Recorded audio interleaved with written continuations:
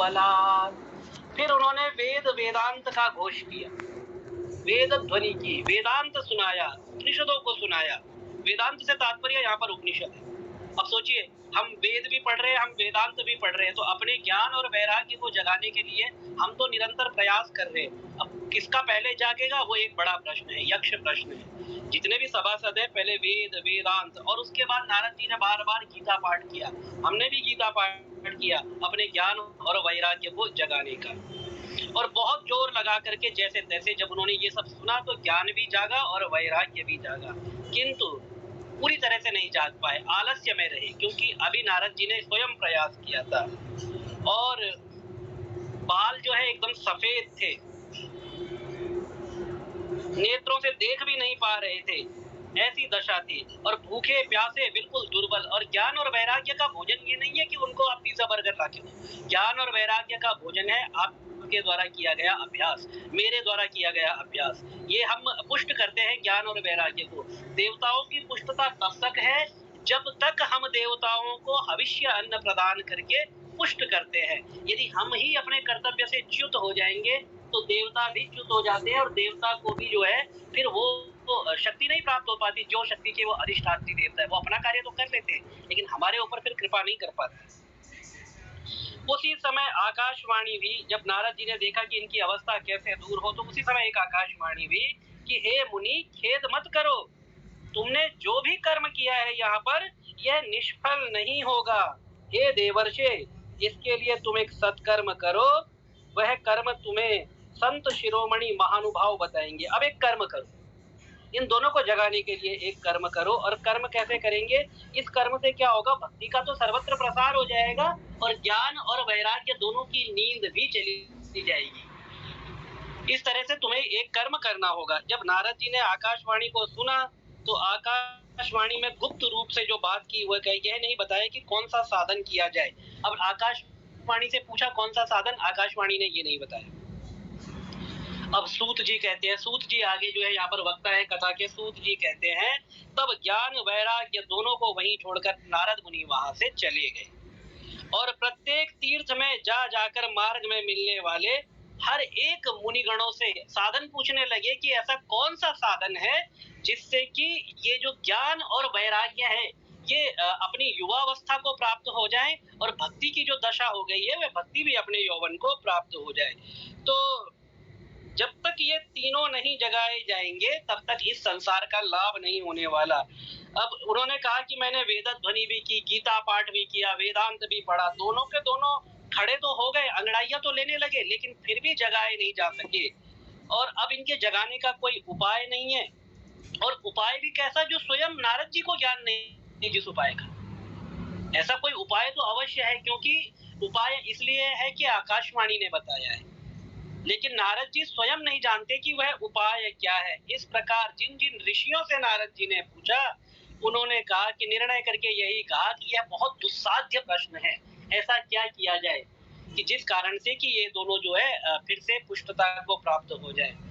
तब नारद जी चिंतातुर हो गए और चले गए हमारी दिव्य देवभूमि उत्तराखंड के बद्री वन में, और बद्री वन में जाकर ज्ञान वैराग्य को जगाने के लिए उन्होंने वहां पर निश्चय किया कि अब मैं यहाँ पर जो दिव्य बद्री वन है, इस बद्री वन में मैं तपस्या करूंगा।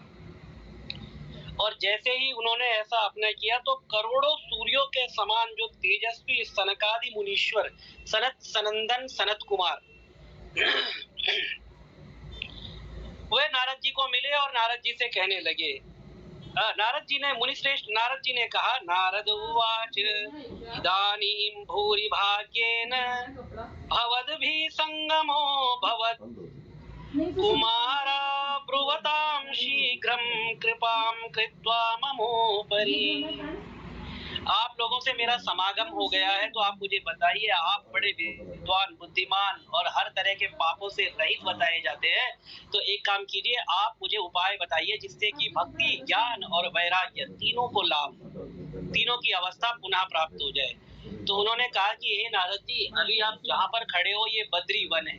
बद्री वन होने के साथ साथ यहाँ पर सुंदर जो शीतल पवन जो है अभी चल रही है, और एक मंदिर है सामने, पवन मंद सुगंध शीतल हेम मंदिर शोभितम, निकट गंगा वहति निर्मल बद्रीनाथ विशंभरम।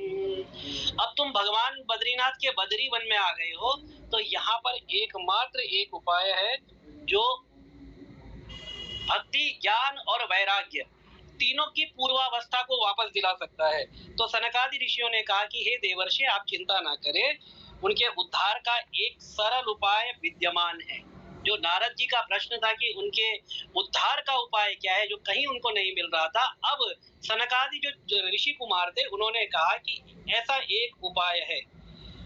अब कहा कि नारद जी, आप द्रव्य यज्ञ, तपो यज्ञ, ज्ञान यज्ञ और स्वाध्याय रूप ज्ञान यज्ञ, ये सब तो स्वर्गादि प्राप्ति की कर्म है, ठीक है। और लेकिन इससे भक्ति, ज्ञान और वैराग्य की जो है वृद्धि नहीं होती, ठीक है। आपने वेद वेदांत का पाठ किया, गीता का पाठ किया, प्रयास किया, उन्होंने अंगड़ाई ली, अपने आप को उठने का प्रयत्न किया, ऐसा नहीं कि सर्वथा निष्फल गया, उनमें हलचल भी, लेकिन वह पूरी तरह से खड़े नहीं हो पाए। इसी तरह से ये जो बाकी कर्म बताए अभी, ये भी ऐसे ही है। तो आपको क्या करना है, श्रीमद् भागवत का पारायण करना है। श्रीमद् भागवत का पारायण कैसा है, जिसका गान शुकादि महानुभावों ने किया है, सुखदेव जी ने किया है, उस श्रीमद् भागवत का आप पारायण कीजिए, जिसके सुनते ही भक्ति, ज्ञान और वैराग्य को बड़ा बल मिलेगा। क्योंकि श्रीमद् भागवत महापुराण में भक्ति भी है, ज्ञान भी है और वैराग्य भी है, तीनों ही चीजों का समागम है। और इससे क्या होगा, ज्ञान वैराग्य का कष्ट मिट जाएगा और भक्ति को आनंद मिलेगा। जिस प्रकार शेर की गर्जना को सुन करके भेड़िए भाग जाते हैं, उसी प्रकार श्रीमद् भागवत की ध्वनि से कलयुग के सारे दोष मिट जाते हैं। निगम कल्प तरोर गलितम फलम, ये भागवत क्या है, निगम कल्प तरोर गलितम फलम। ये जो छंद है, इसको द्रुत विलंबित छंद कहते हैं। द्रुत विलंब, जो मृदंग होता है ना, मृदंग जो बजता है वो द्रुत विलंबित छंद में ही बजता है। निगम कल्प तरोर गलितम फलम, ये निगम वेद रूपी कल्प लता का गला हुआ फल है। गला हुआ मतलब जो बहुत ज्यादा पक जाता है, ऐसा फल है। और शुक मुखाद अमृत द्रव संयुतम, शुक मुखाद, तोते ने इसको चोंच से जूठा किया, और जिस फल को तोता जूठा कर लेता है वो फल अत्यंत मीठा होता है, या यूं कही कि तोता मीठे फल को ही जूठा करता है। शुक मुखाद अमृत द्रव संयुतम। तीसरी लाइन में कहते हैं, पिबत भागवतम रसमालयम, ये रस का आलय है, इसीलिए इस भागवत रूपी जो रस का आलय है, इसको पियो। अब पियो, और फिर कैसे कहते हैं, मुहुरहो रसिका भुवि भावुका, भावुक हो जाओ और भावुक होकर के इसको बार बार पियो। अब आप लोगों से एक प्रश्न है, प्यास लगी होगी, पानी कितने गिलास पी सकते हो, 1 2 3 4 5 मैक्सिमम 20। अब ये भागवत का रस पीने को कह रहे हैं और कहते हैं बार बार पियो, लेकिन बार बार पियोगे रस को तो पेट भर जाएगा, बार बार कैसे पी सकते हो? एक बार पी लोगे, दूसरी बार पियोगे, तीसरी बार, 5-7 बार पी लो, लेकिन इससे क्या है, पेट भर जाएगा, और पेट भरने के बाद फिर पीने की इच्छा नहीं करेगी। लेकिन कहते हैं लगातार पियो, बार बार पियो, ये कैसे पॉसिबल है? तो इसको आपको गिलास से नहीं पीना है, इसको आपको दोने से पीना है। दोने कहाँ से लाओगे, बाजार में मिलते हैं वो वाले नहीं, डिस्पोजेबल नहीं, आपके कान रूपी दोनों से पियो। और समाहित पेट में मत करो, क्योंकि पेट तो लिमिटेड जो लिक्विड है उसको ऑब्जर्व कर सकता है बस। इसको कान रूपी दोनों से पी करके हृदय में समाहित करो, और तब इसको जितनी बार पियोगे ये उतनी बार इस आपकी प्यास को बढ़ाता जाएगा।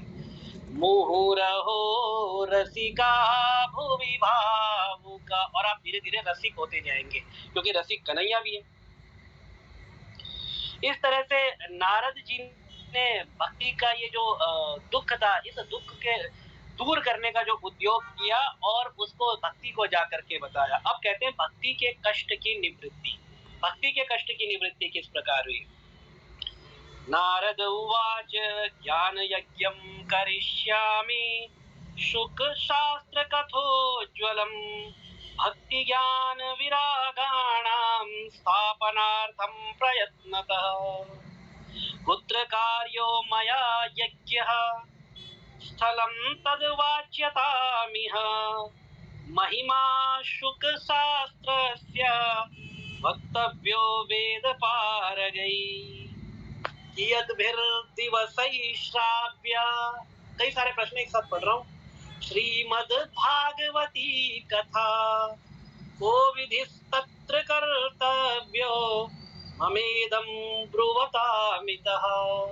नारद जी के प्रश्न है ये। अब नारद जी कहते हैं ज्ञान यज्ञम करिष्यामि, मैं भक्ति ज्ञान और वैराग्य को स्थापित करने के लिए प्रयत्न पूर्वक श्री सुखदेव जी के द्वारा जो कहा गया है इस भागवत शास्त्र की कथा का उज्जवल ज्ञान यज्ञ करूंगा। अब ये बताइए कि यह यज्ञ मुझे कहाँ करना चाहिए, क्योंकि सबसे पहले स्थान, आप बद्रीवन में बैठे हो तो बद्रीवन में करना चाहिए या कहीं और करना चाहिए? बद्रीवन में भी करना चाहिए। आप इसके लिए कोई स्थान बता दीजिए। आप लोग वेद के पारगामी हैं, इसलिए मुझे इस शुक शास्त्र की और महिमा बताइए और यह भी बताइए कि श्रीमद् भागवत की कथा कितने दिनों में करनी चाहिए और उसके सुनने की विधि क्या है। अब देखिए दोष आएंगे बहुत सारे, आप देख लेना कौन सा दोष हमारे पास। कल परसों से हम एक दोष की बात कर रहे हैं। कुमारा वो जो सनकादि जो कुमार थे वो कहने लगे शृणु नारद वक्ष्याम्यो विनम्राय विवेकिने गंगा द्वार समीपे तु तटमानंद नामकम। अब कहते हैं शृणु नारद वक्ष्यामो, हे नारद तुम विनम्र हो और विवेकी हो। देखिए ज्ञान प्राप्त करने के लिए विनम्रता होनी बहुत आवश्यक है। भगवान श्री कृष्ण भी गीता में कहते हैं कि श्रद्धावान लभते ज्ञानम, जो श्रद्धा युक्त व्यक्ति होता है ज्ञान केवल उसी को प्राप्त होता है। और यहाँ पर भी भागवत में भी कहते हैं कि विनम्राय विवेकी, जो विनम्र होता है जो विवेकी होता है ज्ञान केवल उसको प्राप्त होता है। और एक जगह और श्री कृष्ण गीता में कहते हैं शिष्यस्तेहं साधिमाम, अर्जुन कहते हैं कि मैं आपका शिष्य हूँ। जब ये भाव लेकर के आता है तो श्री कृष्ण ज्ञान देते हैं, उससे पहले श्री कृष्ण उसको समझाते ही रहते हैं, ज्ञान नहीं देते। तो कहते गंगा द्वार समीपे तू, अब आप चले जाइए कहाँ पर, गंगा हरिद्वार के पास चली जाइए, वहां पर आनंद नाम का एक घाट है, वहां अनेक ऋषि आते जाते रहते हैं। उस घाट में जाकर के तुम्हें जो है श्रीमद् भागवत का ज्ञान यज्ञ आरंभ करना चाहिए।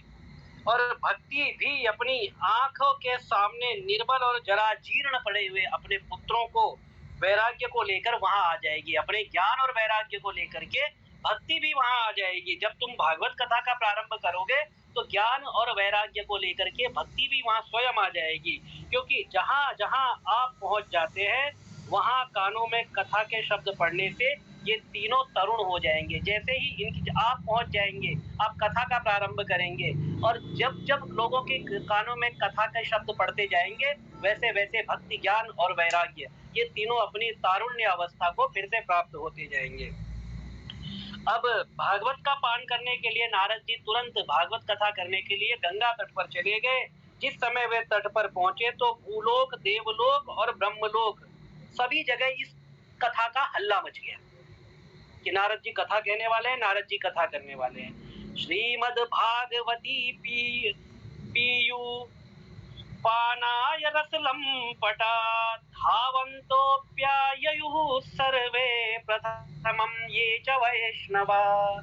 और भागवत कथा के रसिक जो वैष्णव थे, जो विष्णु भक्त थे, वे सभी श्रीमद् भागवत कथामृत का पान करने के लिए दौड़ दौड़ कर आने लगे, भाग भाग कर आने लगे।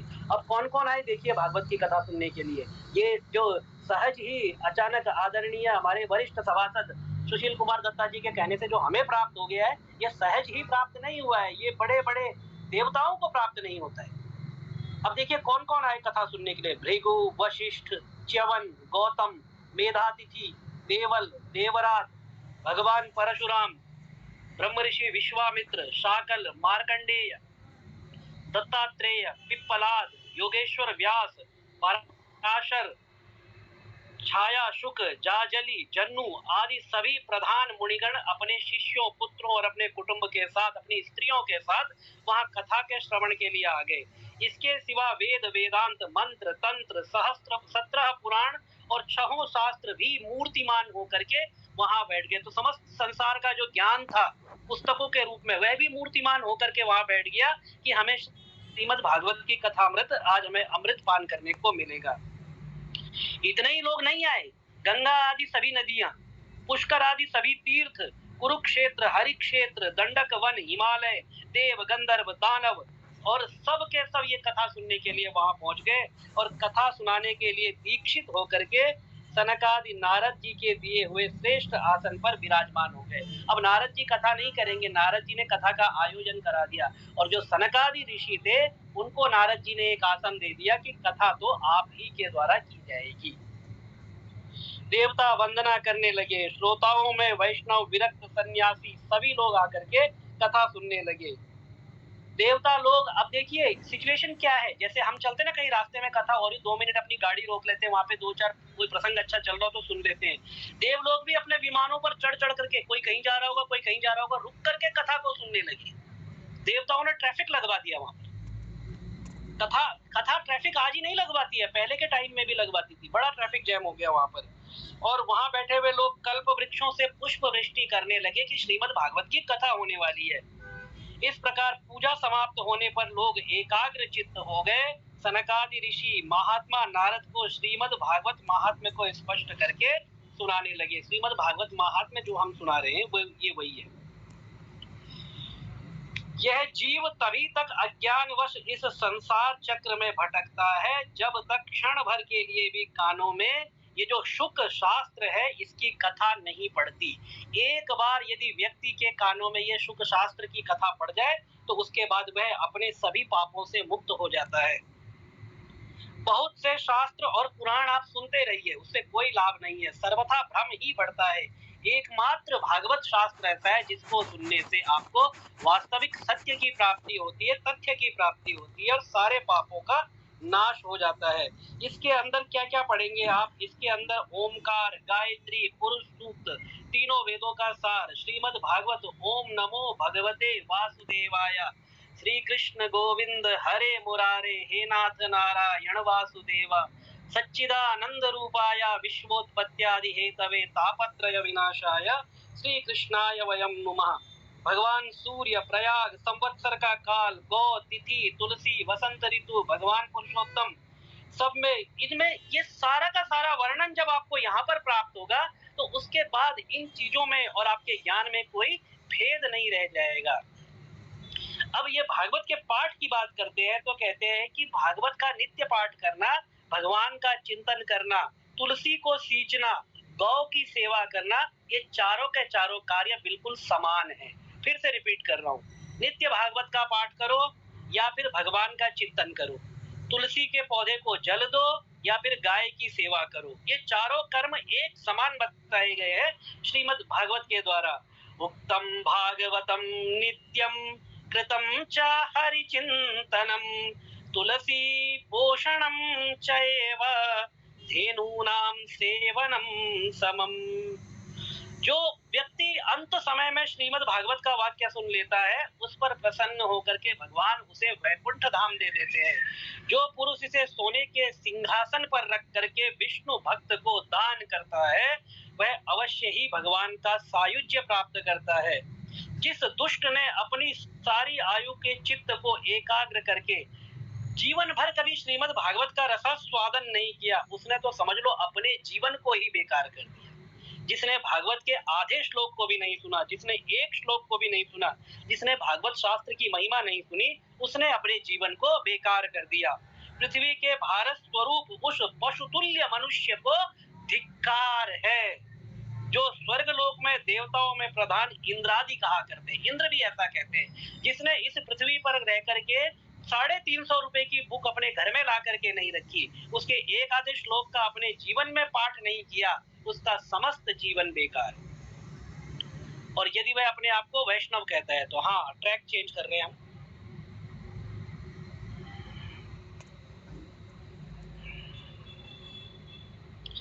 दुर्लभैव कथा लोके श्रीमद् भागवतोद्भवा कोटि जन्म समुत्थेन पुण्येन नैव तु लभ्यते। संसार में श्रीमद् भागवत की कथा का मिलना अवश्य ही अत्यंत कठिन कार्य है। जब करोड़ों जन्मों का पुण्य होता है तब इसकी प्राप्ति होती है। नारद जी आप बड़े ही बुद्धिमान और योग निधि हैं। आप प्रयत्न पूर्वक इस कथा को सुनिए और इसके सुनने में दिनों का कोई नियम नहीं है। अब ये बात मैं इसलिए थोड़ा जोर दे करके कह रहा हूँ कि पहले हम भी इसको 7 दिवसीय सप्ताह में पूरा करने वाले थे, लेकिन अब हमने भी दिनों के नियम को थोड़ा सा शिथिल किया है। तो श्रीमद् भागवत की आज्ञा है, मैं एक बार इसको प्रमाण के साथ पढ़ देता हूँ। तेन योग निधे धीमन श्रोतव्या सा प्रयत्नता, दिनानां नियमो नास्ति, दिनानां नियमो नास्ति, सर्वदा श्रवणं मतम। इसे सर्वदा ही सुनना अच्छा है, इसमें दिन का कोई नियम नहीं है। इसे सत्य भाषण ब्रह्मचर्य पालन पूर्वक हमेशा सुनना चाहिए। इसलिए सुखदेव जी ने इसकी एक विशेष विधि भी बताई है कि कलयुग में बहुत दिनों तक चित्त की वृत्तियों को वश में रखना थोड़ा कठिन होता है। इसीलिए उन्होंने वहां पर एक सप्ताह श्रवण विधि बताई है कि यदि आप इसका पाठ करते हैं कहीं पर किसी पितृ के लिए या अपने घर में कोई पाठ कराते हैं तो इसको सप्ताह श्रवण विधि के अनुसार करना चाहिए। इसको सप्ताह मतलब हफ्ता, एक हफ्ते में सप्ताह 7 दिनों में इसका पूर्णाहुति कर देनी चाहिए, क्योंकि इसका कारण एकमात्र है कि इसमें जो है मन की एकाग्रता इतनी लंबी नहीं रह सकती है। इस प्रकार से भागवत का समस्त कथानक, समस्त व्याख्यान दे करके श्रीमद सप्ताह श्रवण के बारे में बताते हैं कि सप्ताह श्रवण यज्ञ से बढ़कर है और व्रत से बढ़कर है, तप से कहीं अधिक बढ़कर है, तीर्थ सेवन से भी कहीं अधिक बड़ा है और योग से भी बड़ा है। ये भागवत की महिमा देखिए, यहाँ तक कि ध्यान और ज्ञान से भी बढ़कर है। ज्ञानात् ध्यानम विशिष्यते, ज्ञान से ध्यान बड़ा है, ध्यान से श्रीमद् भागवत का पारायण बड़ा है। इसकी विशेषता का कहाँ तक वर्णन करें, यह तो सभी से बढ़ चढ़कर है। इतना कहने के बाद आगे कहने की आवश्यकता नहीं है कि यह कितना बड़ा है। इस प्रकार सप्ताह श्रवण की जब ये महिमा का बखान कर रहे थे, सभा में बहुत बड़ा आश्चर्य हुआ। और आश्चर्य क्या हुआ, वहां तरुणावस्था को प्राप्त हुए। भक्ति सुतौ तौ तरुणौ गृहीत्वा, भक्ति सुतौ तौ तरुणौ गृहीत्वा, भक्ति सुतौ तौ तरुणौ गृहीत्वा, प्रेमैक रूपा सहसा विरासीत्, श्री कृष्ण गोविंद हरे मुरारे, नाथेति नामानि मुहुर्वदन्ति।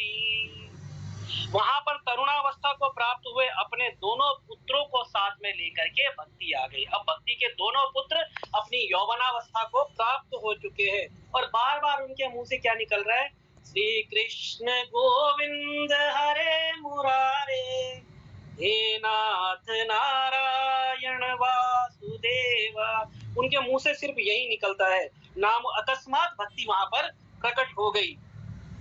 सभी सदस्यों ने देखा कि परम सुंदरी भक्ति रानी भागवत के अर्थों का आभूषण पहना हुआ है। आभूषण भी कैसा है, श्रीमद् भागवत के श्लोक के अर्थों का आभूषण पहना हुआ है। मुनियों की उस सभा में सभी यह तर्क वितर्क करने लगे कि यह यहाँ कैसे आई, कैसे प्रविष्ट हुई। तब सनकादि ऋषियों ने कहा कि ये भक्ति देवी अभी अभी कथा के अर्थ से निकली है। इसीलिए बार बार मैं जोर देता हूँ कि अर्थ भी आवश्यक है, बिना अर्थ समझे पाठ नहीं करना चाहिए। ये पिछले 4 सालों से हम अर्थ क्यों बता रहे हैं, इसीलिए कि भक्ति जो है हमारे आसपास जो भी भक्ति हो वो अपनी यौवन अवस्था में सदा बनी रहे और ज्ञान और वैराग्य हमारे दोनों तरफ रहे और अपनी युवा अवस्था में रहे। उनके ये वचन सुनकर भक्ति ने अपने पुत्रों समेत अत्यंत विनम्र होकर सनत कुमार जी से कहा। अब भक्ति ने क्या कहा वो सुन लेते हैं। भक्तिभिरद्येव कृतास्मि भवद्भिरद्येव कृतास्मि पुष्टा कलिप्रणष्टापि कथा रसेन, वाहं तु तिष्ठाम्यधुना ब्रुवन्तु, ब्रह्मा इदं तां गिरमुचीरते। अब इसके बाद कलयुग में कहती है कि मैं बिल्कुल नष्ट हो गई थी और कथा के अमृत से सींच करके मुझे फिर से आप लोगों ने पुष्ट कर दिया है। अब आप बताइए मैं कहाँ रहूं। यह सुनकर के सनकादि कुमारों ने कहा कि तुम भक्तों को भगवान का स्वरूप प्रदान करने वाली हो, अनन्य प्रेम का संपादन करने वाली हो और संसार रोग का निर्मूल करने वाली हो। अतः तुम धैर्य धारण करके नित्य निरंतर विष्णु भक्तों के हृदय में निवास करो। भक्ति को निवास स्थान कहा दे दिया, भक्तों के हृदय में। ये कलयुग के दोष भले ही सारे संसार पर अपना प्रभाव डाले, किंतु वहां तुम पर इनकी दृष्टि भी नहीं पड़ सकेगी। इस प्रकार उनकी आज्ञा पाते ही भक्ति तुरंत भगवत भक्तों के हृदय में जाकर के विराजमान हो गई। जिनके हृदय में एकमात्र श्री हरि की भक्ति निवास करती है, वे त्रिलोकी में अत्यंत निर्धन होने पर भी परम धन्य होते हैं। भूलोक में यह भागवत महापुराण, अब भागवत महापुराण की बात बताते, साक्षात परब्रह्म का विग्रह है। हम इसकी महिमा का वर्णन अपनी जिह्वा से कर नहीं सकते। वही बात याद कर लीजिए जो मैडम ने बोली थी, तदेव ब्रह्म त्वं विद्धि नेदम यदिदम उपासते। तो वही चीज यहाँ पर आ जाती है कि हम इसका वर्णन नहीं कर सकते, क्योंकि वाणी का वर्णन करने वाली तो ये स्वयं है। तदेव ब्रह्म त्वं विद्धि नेदम यदिदम उपासते। इसका आश्रय लेकर इसे सुनाने से तो सुनने और सुनाने वाले दोनों ही भगवान की कृपा के पात्र बन जाते हैं, सुनने वाले भी और सुनाने वाला भी। श्री कृष्ण की समता उनको प्राप्त हो जाती है। अतः इसे छोड़कर अन्य धर्मों से क्या प्रयोजन। यदि भागवत धर्म प्राप्त है तो भागवत धर्म को ही रखना चाहिए, उसके अतिरिक्त धर्मों का कोई औचित्य फिर नहीं रह जाता। अब कल गोकर्ण उपाख्यान हम प्रारंभ करेंगे। आज की चर्चा को यहीं पर समापन करते हैं। ओम श्री कृष्णाय वयम नुमः। ओम सच्चिदानंद रूपाय विश्वोत्पत्त्यादि हेतवे तापत्रय विनाशाय श्री कृष्णाय वयम नमः। ओम भगवते